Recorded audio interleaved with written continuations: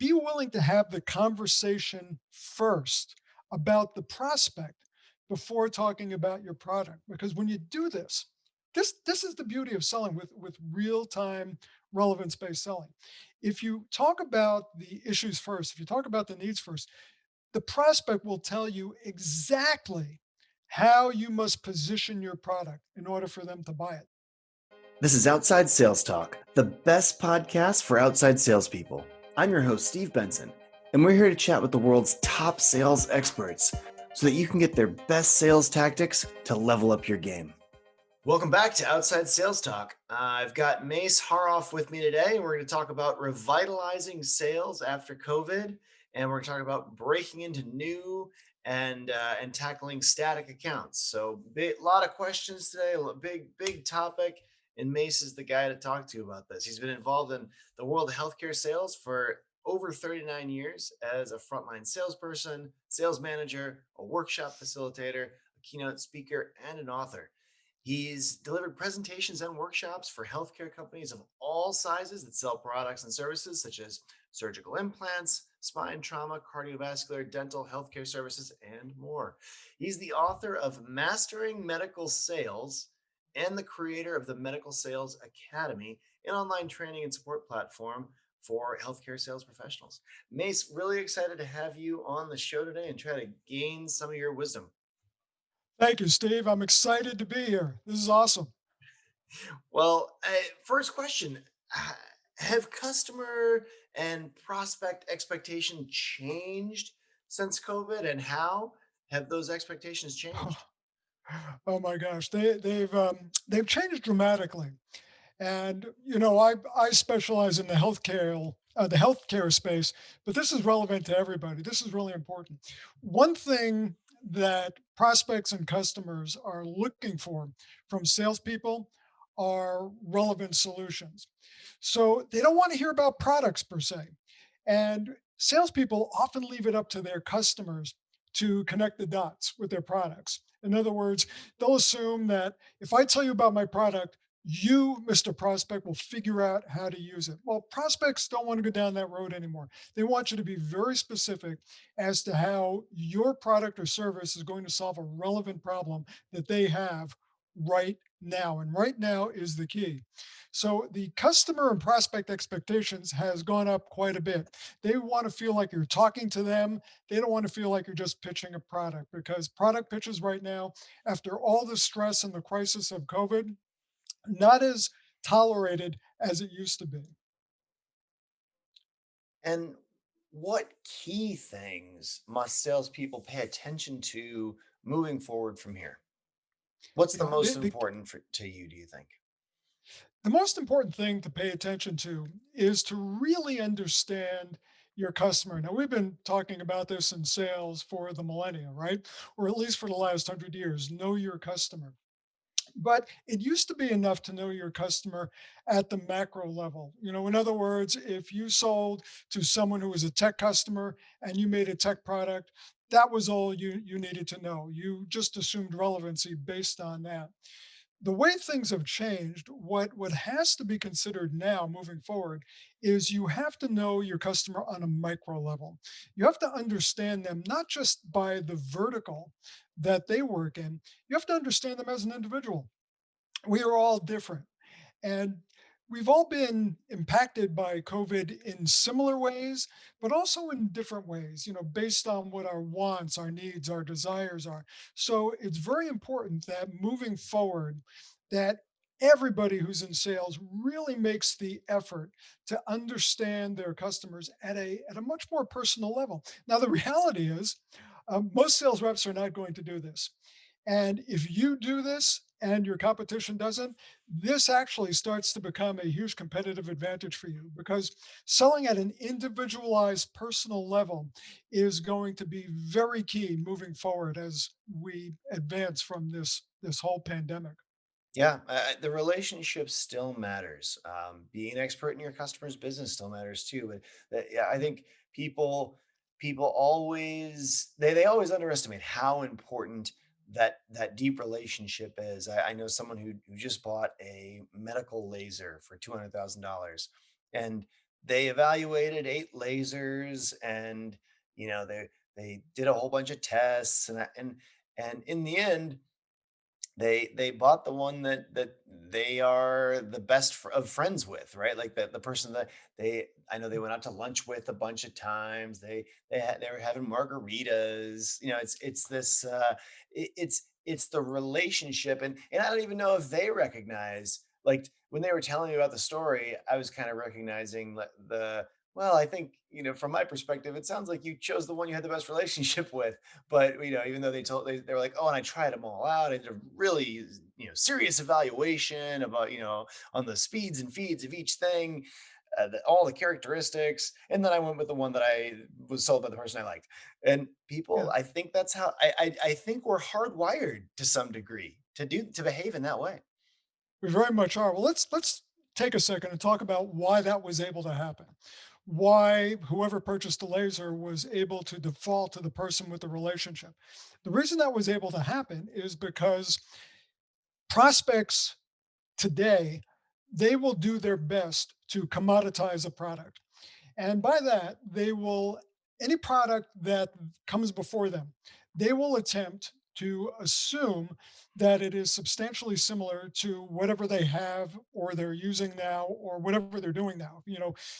For in healthcare, for a laser, a doctor or a clinic might look at the laser as well. That's very similar to the laser we're using now. Or let's say they're not using a laser. Let's say they're using something in place of a laser, such as a scalpel.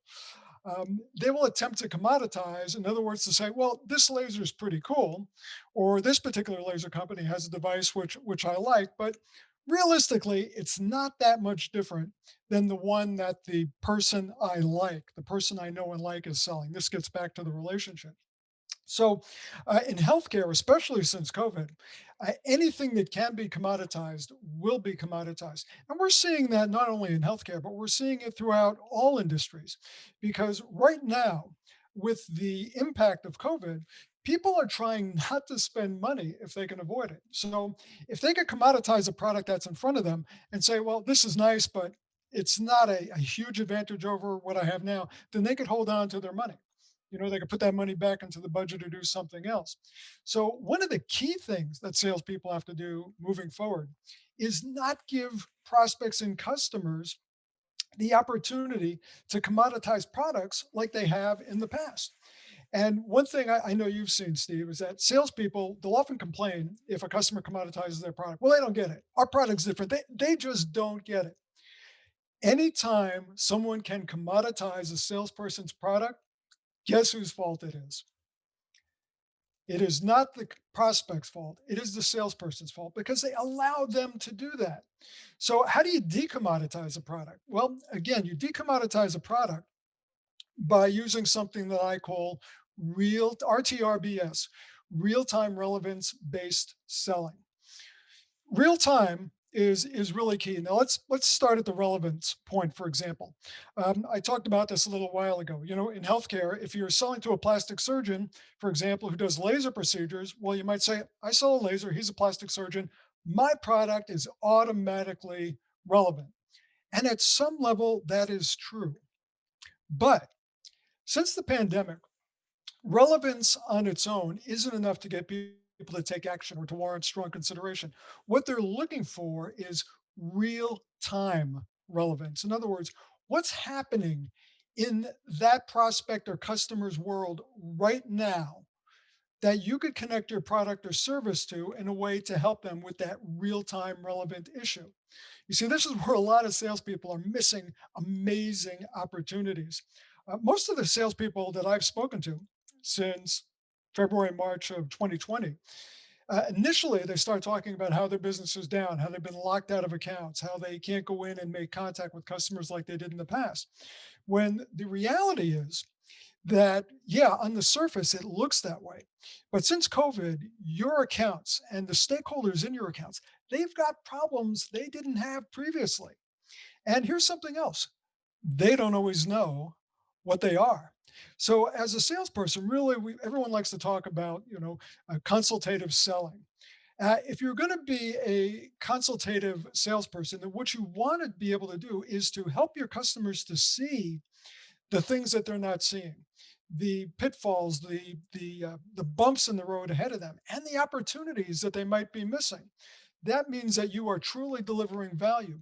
But taking it to the next step, when you can connect your product or service to a mandate or a need that they have, or solving some sort of critical issue, now you are going to have their attention in a very, very key way. So when you do that, it's almost impossible for them to commoditize your product. In other words, to assume that it's the same as someone else's, because no other salesperson, or I should say almost no other salesperson that's going to be coming into that person's office or practice, whatever the case may be, is talking about their product in those terms. Most salespeople talk about products in generic terms, and that's what leads to commoditization. Yeah, absolutely. And I think this is a key role for all salespeople is to figure out how can I differentiate my product. And that's one of your key jobs as a salesperson. And you have to ask yourself what are the commoditizing forces on my product right now? What is commoditizing me? And I think that it's different answers in different industries.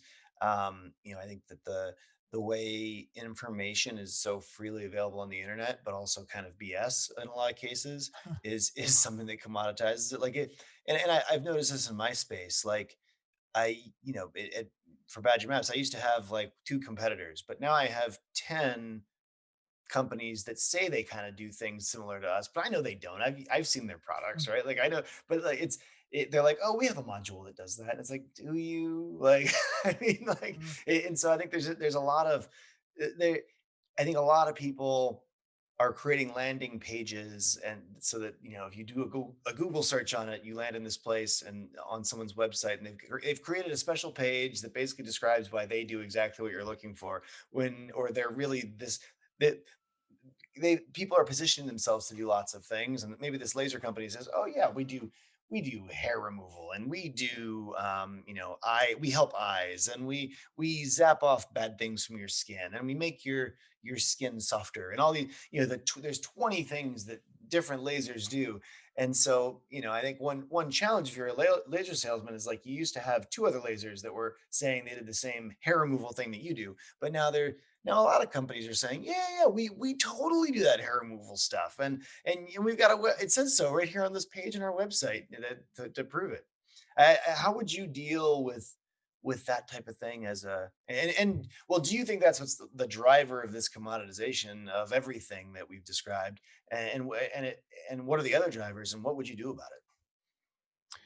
Again, I think the biggest driver of commoditization is that salespeople truly fail to distinguish their product from their competitors. But the way to do it again is, let's take the product out of the equation just for a second, because products, if you talk about the product right off the bat, it's very easy for the customer to assume that the product is similar. And, unless there's a major issue with the current product that they have, chances are right now in this time of crisis or emerging from crisis, they're going to try not to spend the money. So even though they might say, yeah, your product is cool, but I'm going to wait a year or two, just, see if we can recapture the profits that we lost during COVID.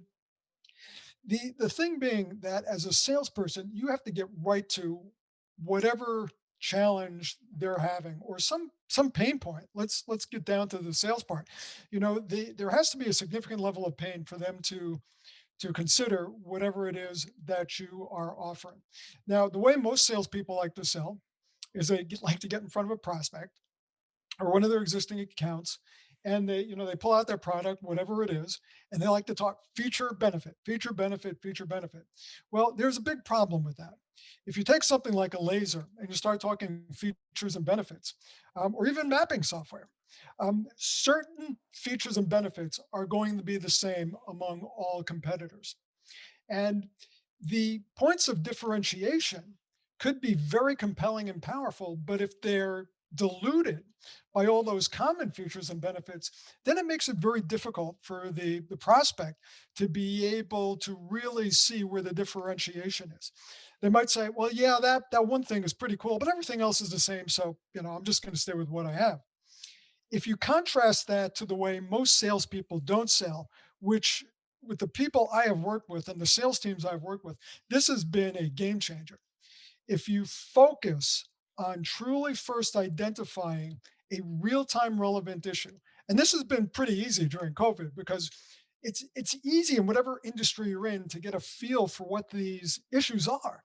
If you work in healthcare, for example, how a plastic surgeon has been impacted by this crisis. For example, initially their practice was locked down, so they weren't seeing patients, they weren't generating any revenue. So I'm just making this up, but if you could find a way for them to quickly recapture revenue or save money to offset the revenue they lost, now you have something relevant worth talking about. How can you connect this to your product and focus on that? And especially if you compare and contrast it to your competition, now you've got their attention. And you might not have differentiated your product at this point, but what you've done is you've differentiated yourself, and when you do that, you're going to command a different level of attention and consideration and ultimately credibility, which goes a long way towards having your product get the type of consideration that leads to moving the buying process forward. So I think the big thing is really to pay attention to the individual nature of your prospects' pain, their needs, and their mandates moving forward. Absolutely. Um, you've talked a bit about one of the biggest mistakes salespeople make is that assumption of relevance. I'd like to dive a little deeper there because I think it's so important. If you're selling to a qualified prospect, why is it not fair to always assume that you're highly relevant, and how can you make yourself more relevant in the moment as you've been describing? Sure. You're relevant at a surface level, and this is really there's an epidemic of this kind of selling in healthcare. Don't like to use the term epidemic as we're emerging from a pandemic, but it's really what it is. Most, again, salespeople, they assume relevance from the standpoint that, let's say I sell a product that's used in orthopedic surgery. I can assume, therefore, that every orthopedic surgeon will have a need for this product. And is that true? If you look at it this way, let's take a very specific example. Right now, what's big in orthopedics, has been for many years, is synthetic bone graft material. Instead of having to harvest bone from a patient, if they have a fracture and they have to put in bone graft, there's a lot of synthetic bone grafts available. So a sales rep who's selling a synthetic bone graft, he or she could say, well, synthetic bone graft.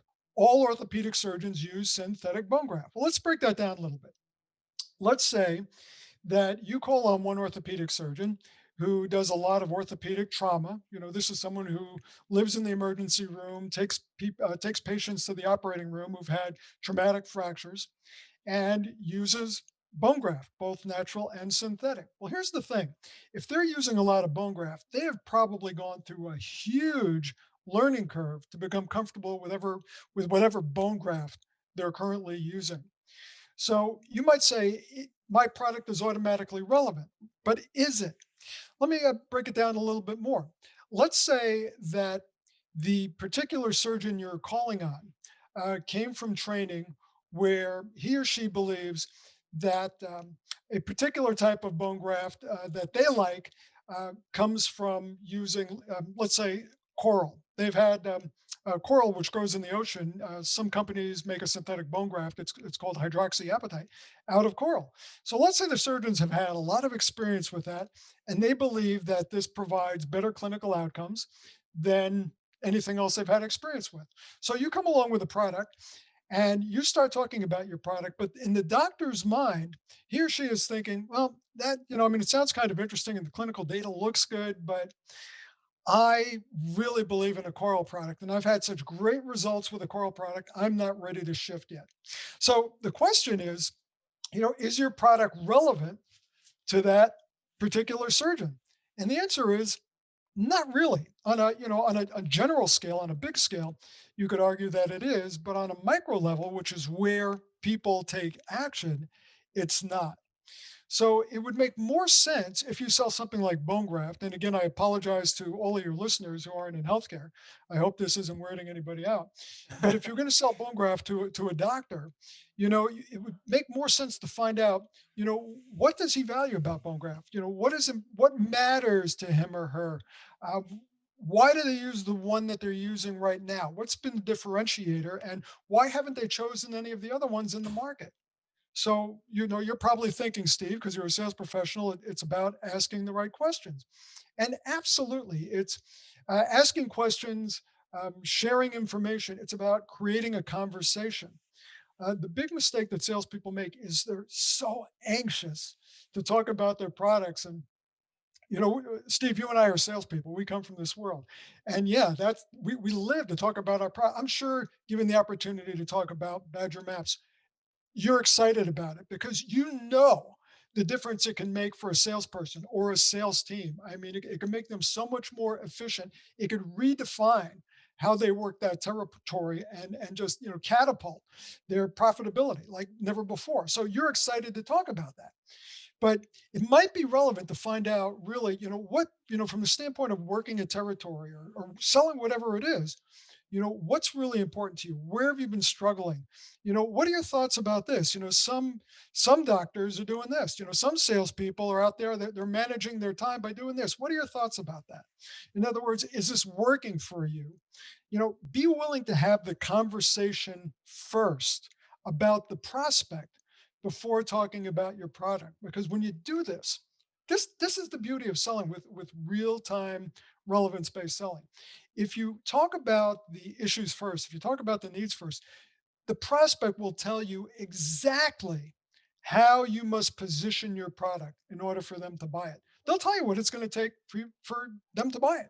Now, that doesn't mean you'll always be able to do that because we don't want to make stuff up. MSU. A lot of salespeople sell with MSU, and the S doesn't always stand for stuff, if you know what I'm talking about. But we we want to be able to know exactly what the customer wants. And if we could give it to them by talking about it in those terms, they can't ignore it. And not only will you make a sale, but you've just been elevated in the eyes of that prospect beyond the vast majority of salespeople they've ever encountered in their lives.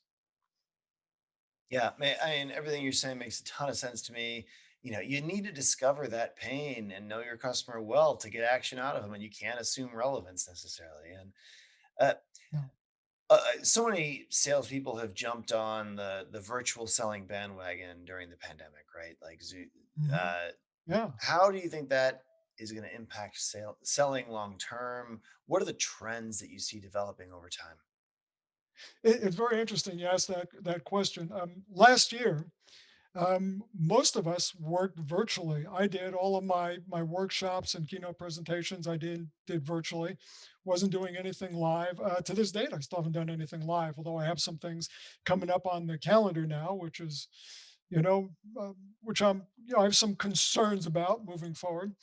But the big thing with virtual is we tend to look at it. Salespeople tend to look at it that it was a lesser way of selling and a way of dealing with the inability to get face to face with customers. So a lot of salespeople are looking at virtual selling like it's over. I'm not using it anymore. I'm done.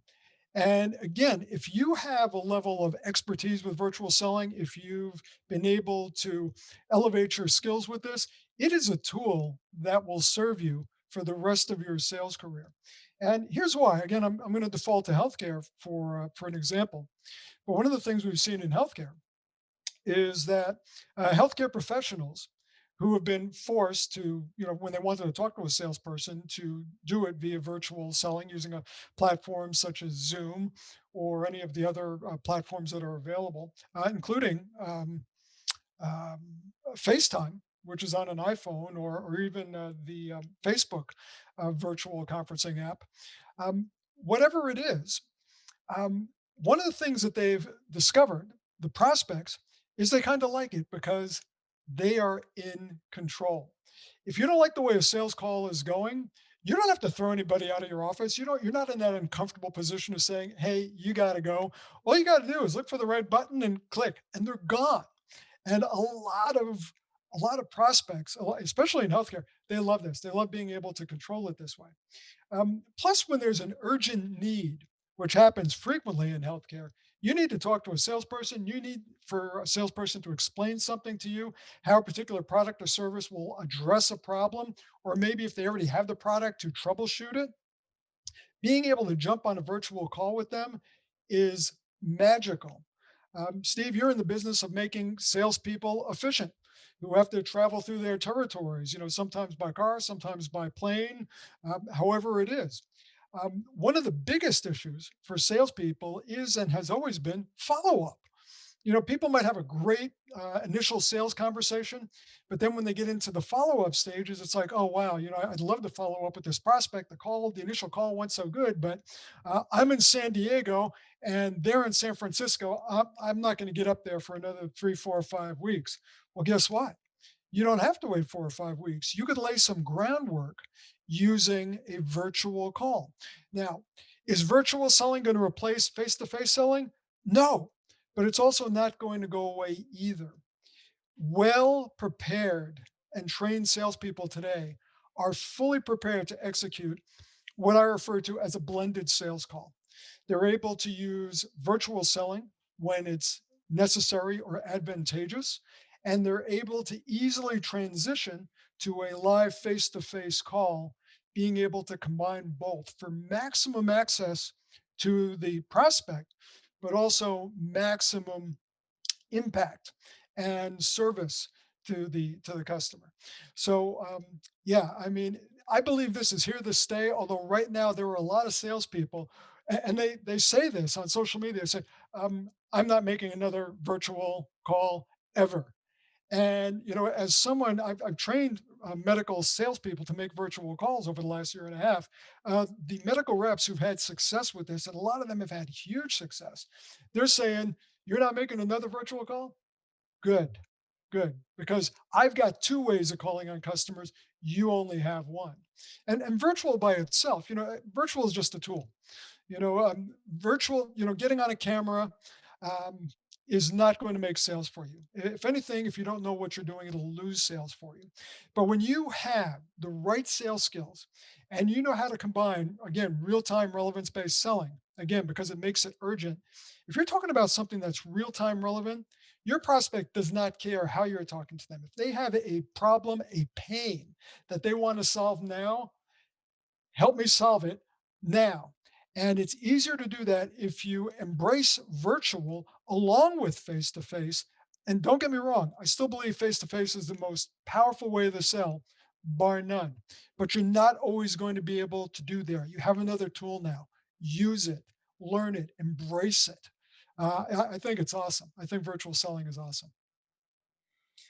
Yeah, I agree. It's a powerful tool to have in the back pocket.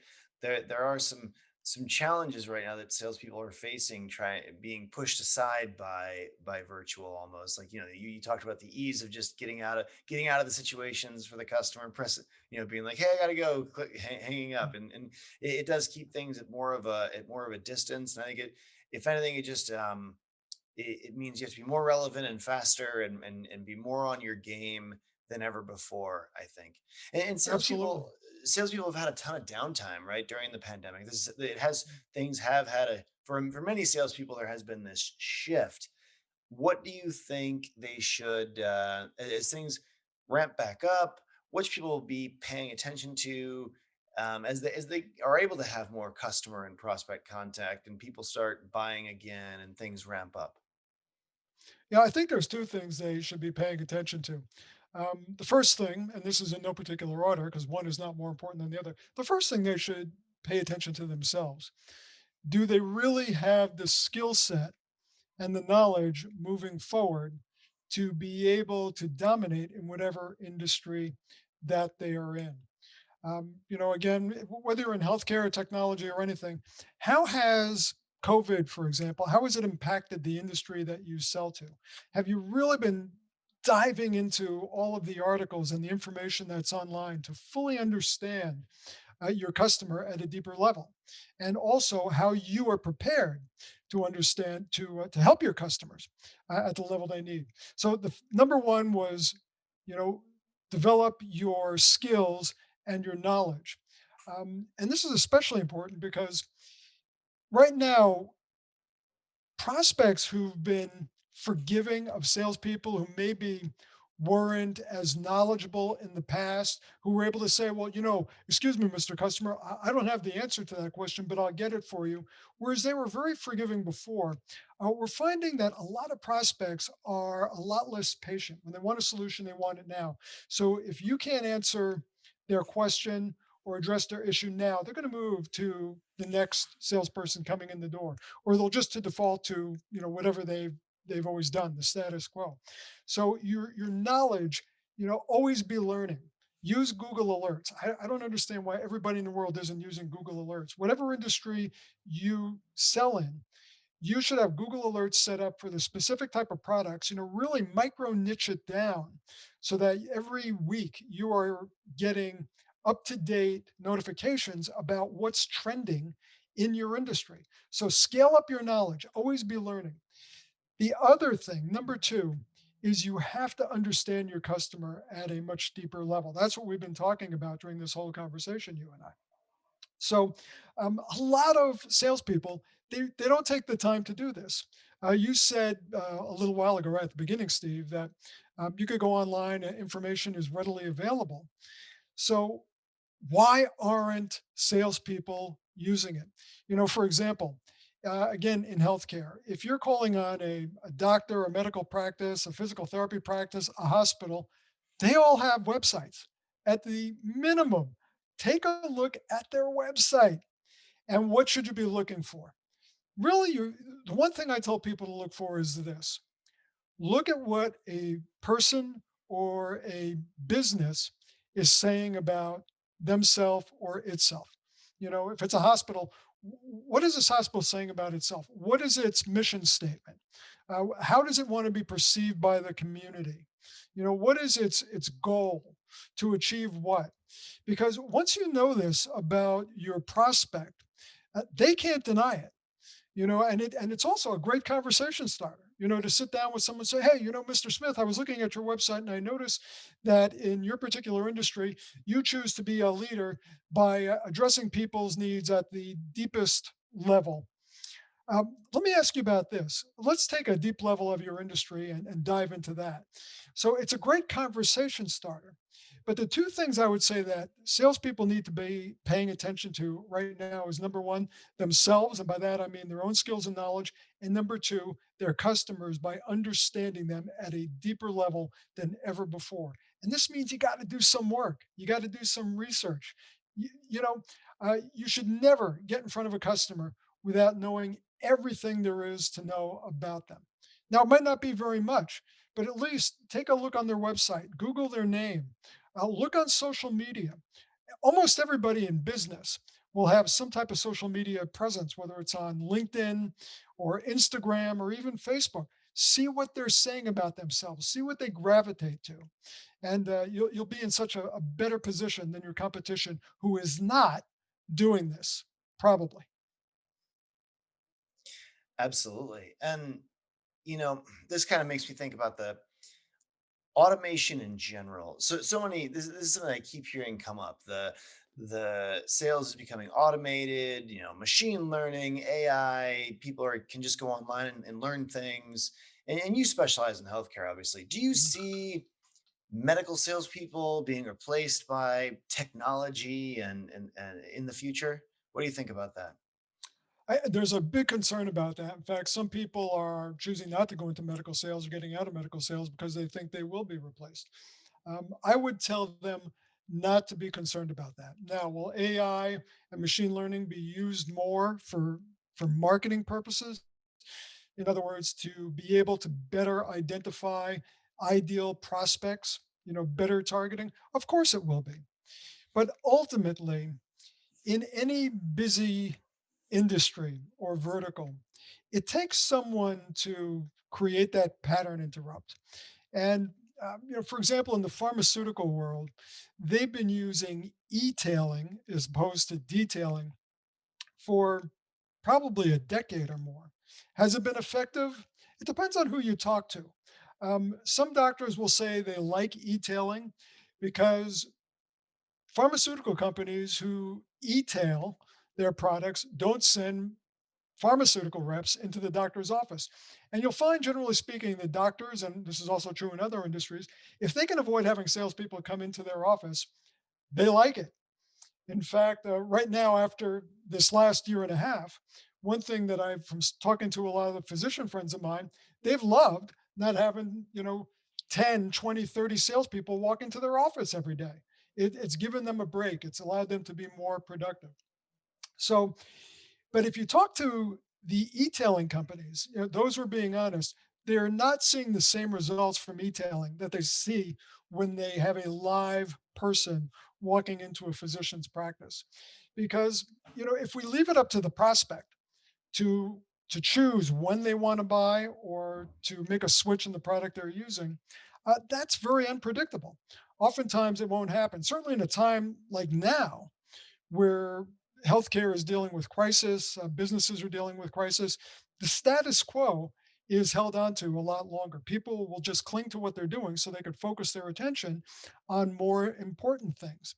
But if a salesperson comes in who is not product focused, but who's focused on the prospect and helping that person to have a better business, a stronger business, or to avoid some sort of challenge that they're either aware of or unaware of, now they're going to be appreciated and they're going to get attention where something like machine learning and AI won't do. AI and machine learning are awesome tools, but ultimately, I think for well into the end of my lifetime, it's going to take good, competent salespeople who know how to take the data which is created by these tools and apply it to again create that personal conversation and develop the relationship, Steve, that you were talking about earlier. Yeah, I completely agree. I don't see this as being a threat to the world of sales in the near term. But I think people will get more and more answers and get through the early parts of the sales cycle. The research, the learning the basics, figuring things out faster and faster. The, the so far I've found there's so much BS being created out there that so much more content that's not true Yeah. and so many false positionings, I guess I would call them, that it's almost making it harder to get good information, um, to really make decisions and figure things out than it used to be. Whereas if you have a salesperson to actually walk you through it and help you figure out what the different nuances are, it can really be effective. Yeah, I agree. How do you think the pandemic has changed the way sales managers should manage their sales team? Any changes there? Yeah, I mean, it goes to everything else that we've been talking about today. A lot of sales managers, prior to the pandemic, they were very numbers focused. And some of the more astute sales managers have gotten more into coaching over the years, and they've learned to understand the salespeople that they supervise a little bit better. But right now, I really think they have to really take a look at what their salespeople are doing to maximize outcomes. And this might sound like micromanaging, but I don't mean that at all. We've been talking about relevance and the importance of relevance in the sales effort today. It's so critically important. And one thing we've seen with salespeople is that if they're not monitored, they'll they'll pretty much operate in a helter skelter way. And even now in this day of using CRMs, which so many companies employ or they mandate the use, salespeople will just fill in the blank, just to make it look like they're working. It's no longer a question whether a salesperson is working or not. It's really more of a question of how are they working, and specifically, how are they engaging the customer? Are they engaging the customer in a relevant way, where the company's product can be distinguished from a sea of sameness, or are they operating in a way that creates that commoditization that we talked about earlier? And managers are really it's going to be up to them to more or less provide the feedback to their sales teams whether or not the salespeople are heading in the right direction. And again, it's not micromanaging, because if you sell the way I'm talking about, using real time relevance, every conversation is going to be different. So it's not about having a canned sales pitch, or go see this prospect and talk about this. It's not that at all. It's about making sure that the salesperson understands what it's going to take to move forward today, and making sure that they have the skills to have these essential conversations that are desperately needed.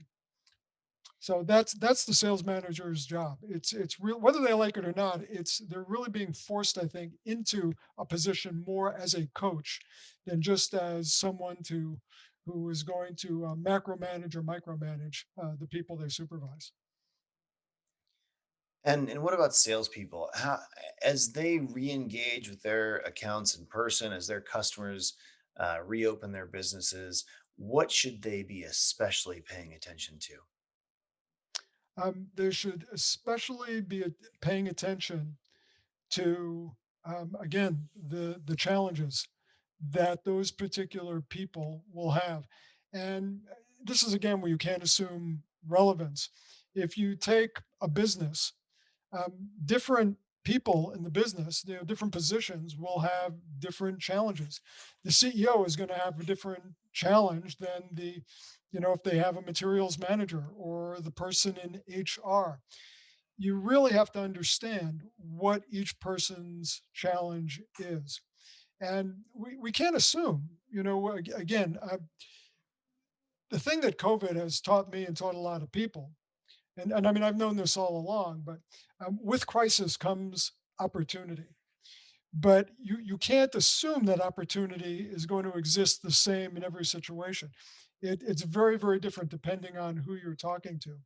So, again, as we come out of this and as salespeople really start to engage their accounts again, I think the big focus needs to be on the people in the account, on the business, and not so much on on the product or service that you sell.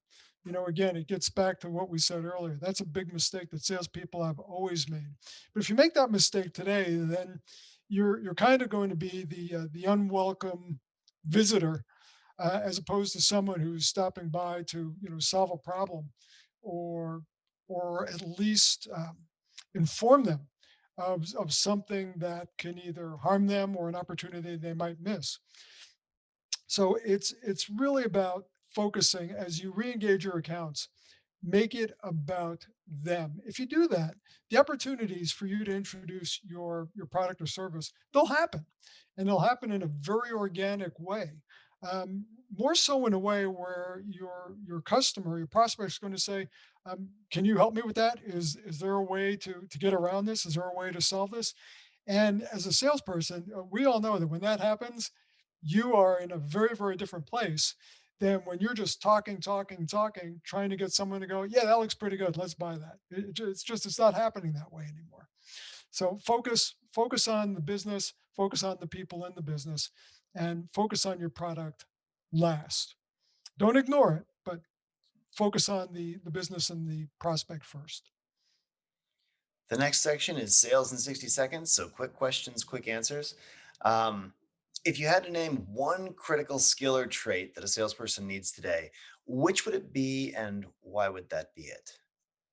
I think what the most critical skills today would be going for the no.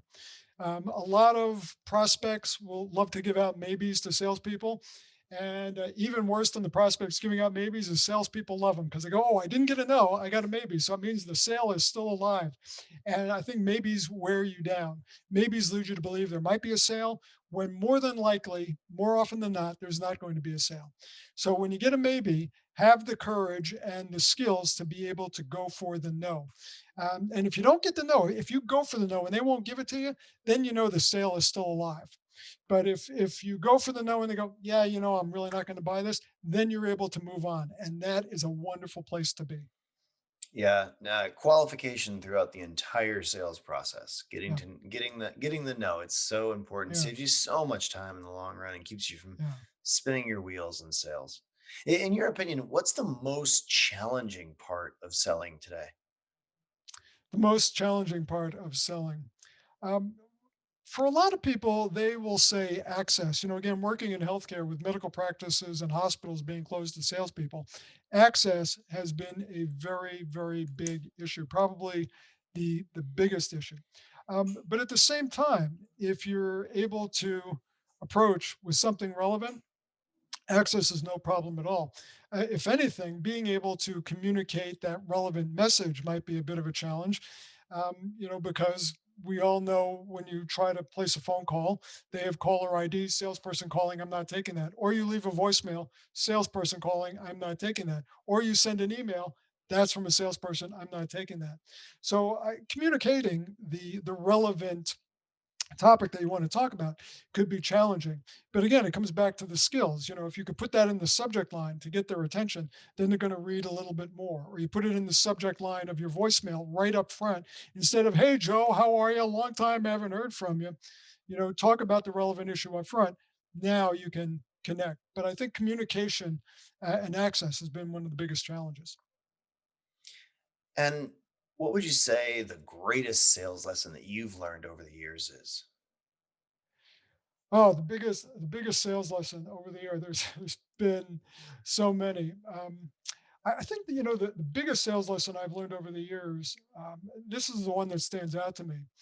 Is it's going to sound pretty minor and trite, but when I was ending my sales career, to go into speaking and training full time, I went around to all of the customers that I called on over the years. And these were primarily surgeons and operating rooms. And a lot of them would say to me, and yeah, I'm kind of tooting my horn a little bit, but they say, Mace, I'm really sorry to see you go. You were one of the best sales reps I've ever worked with. And I would always ask the question. I said, really? Because I never considered myself, a great seller. I had average skills. They've gotten a lot better since I've been teaching them for the last 16 years. But I say, what was it that made me, a good sales rep for you? And this was the answer, and it blew me away because it was a consistent answer. They pretty much all said the same thing. They said, "You always did what you said you were going to do." And I said, "Doesn't every salesperson do that?" And it was like, I mean, it was the complete opposite.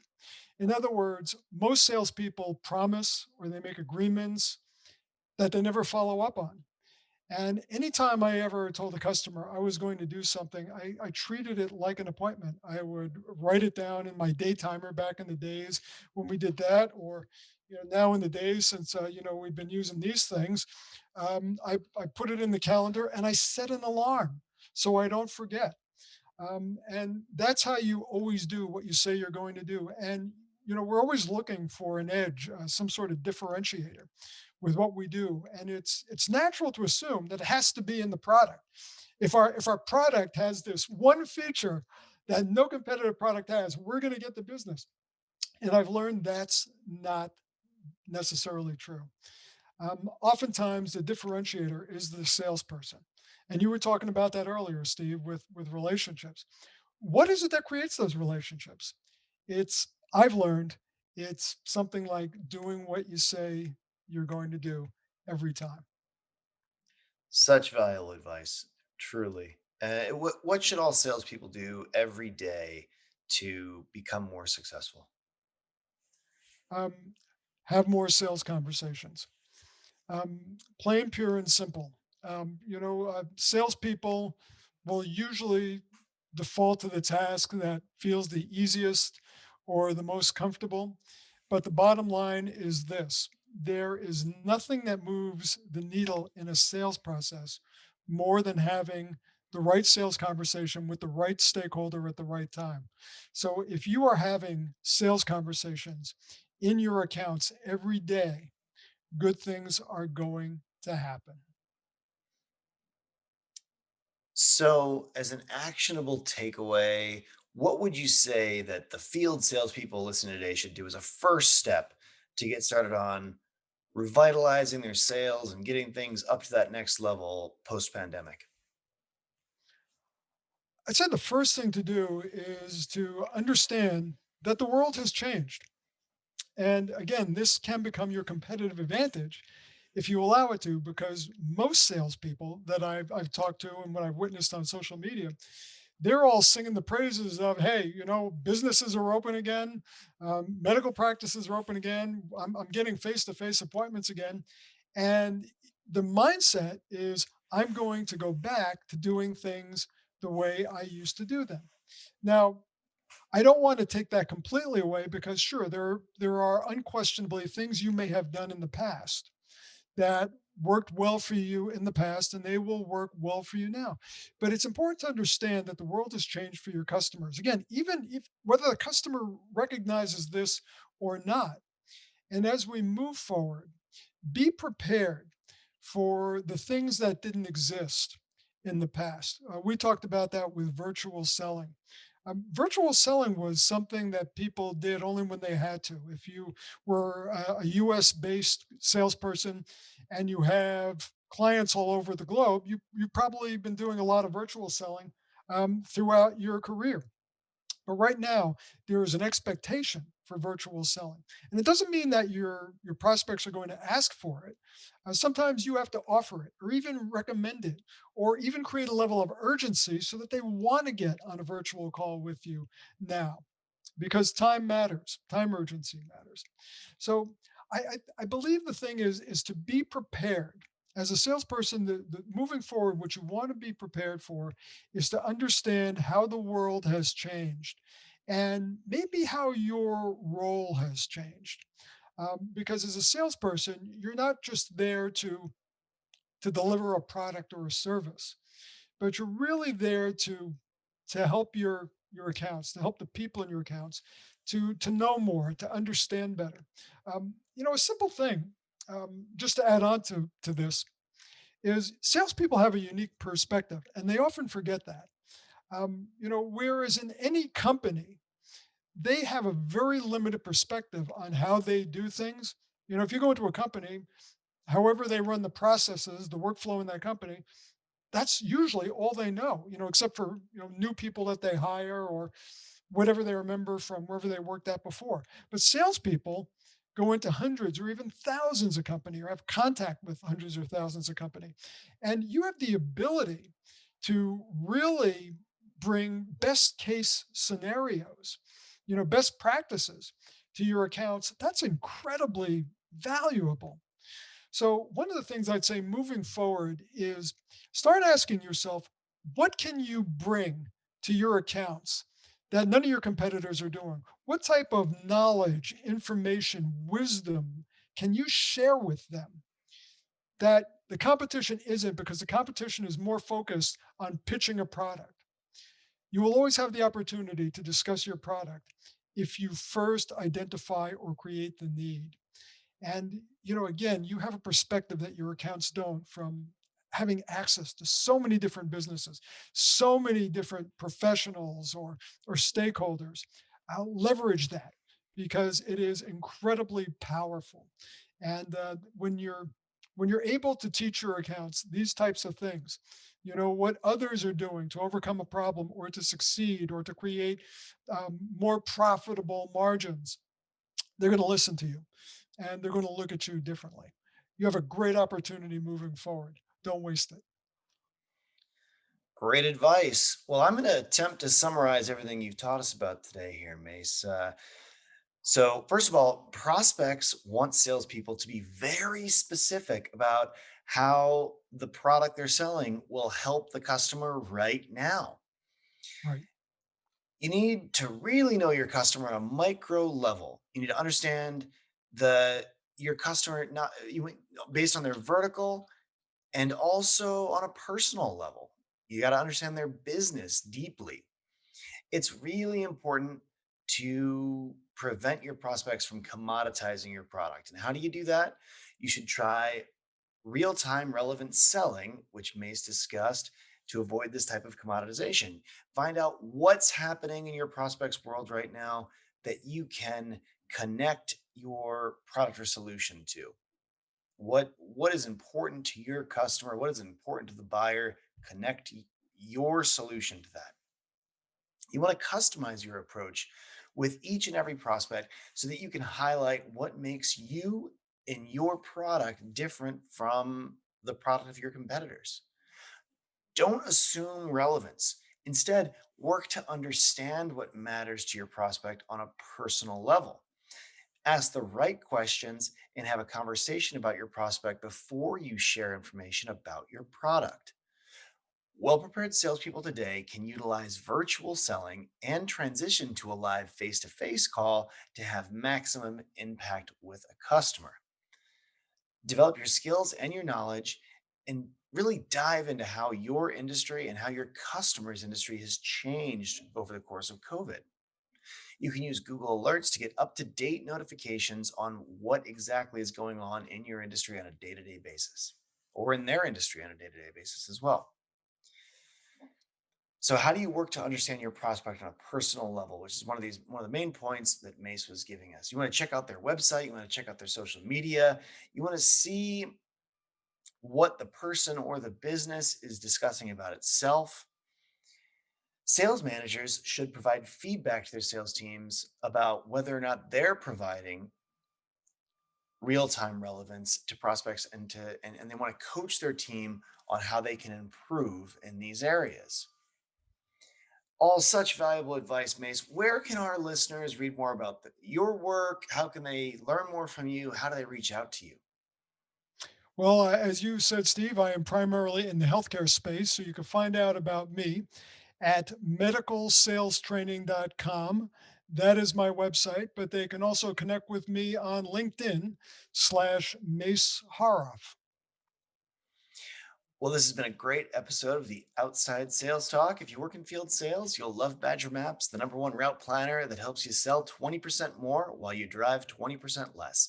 You can get a free trial at badgermapping.com today. If you can think of any other sales reps that would benefit from learning Mace's skills and the things he taught us, share the love and forward this on to them. Mace, thanks so much for being on the show to get today. We really appreciate all the knowledge and everything you taught us today. This has really been fantastic. Thanks, Steve. It was a lot of fun. Thanks for asking great questions. Take care until next time, everybody. Okay, bye bye.